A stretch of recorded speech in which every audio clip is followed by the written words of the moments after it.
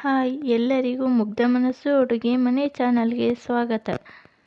ಮೊದಲು ಬಾಣಲಿಯನ್ನು ಬಿಸಿ ಇಟ್ಟು ಅದಕ್ಕೆ 1 ಸ್ಪೂನ್ ತುಪ್ಪವನ್ನು ಹಾಕಿ ಅದು ಕಾದ ನಂತರ ಅದಕ್ಕೆ ಶಾವಿಗೆಯನ್ನು ಹಾಕಿ ಚೆನ್ನಾಗಿ ಹುರಿದುಕೊಳ್ಳಿ.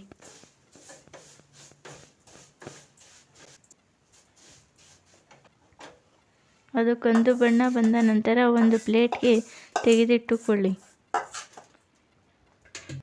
ನಂತರ ಬಾಣಲಿಗೆ ಸ್ವಲ್ಪ ತುಪ್ಪ ಹಾಕಿ ಗೋಡಂಬಿ ಹಾಕಿ ಚೆನ್ನಾಗಿ ಹುರಿದುಕೊಳ್ಳಿ.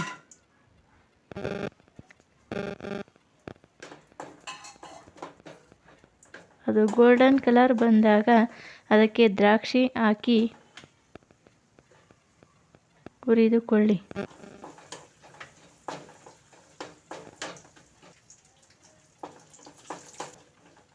ನಂತರ ಬಾದಾಮಿ ಪುಡಿ ಹಾಕಿ ಹುರಿದುಕೊಳ್ಳಿ. ಅದಕ್ಕೆ 1.5 ಕಪ್ ಹಾಲು 1 ಕಪ್ ನೀರು ಹಾಕಿ ಕುದಿಸಿ.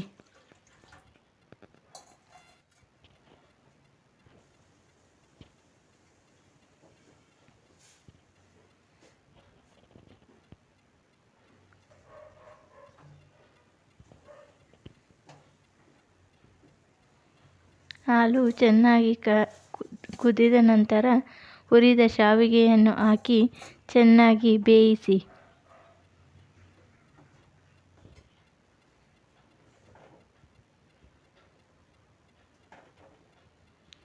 ಶಾವಿಗೆ ಚೆನ್ನಾಗಿ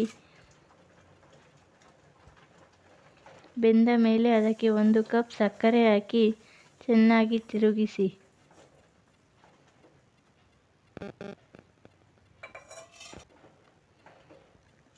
ಕೊನೆಯಲ್ಲಿ ಹುರಿದ ದ್ರಾಕ್ಷಿ ಗೋಡಂಬಿ ಬಾದಾಮಿ ಹಾಕಿ ಚೆನ್ನಾಗಿ ತಿರುಗಿಸಿ.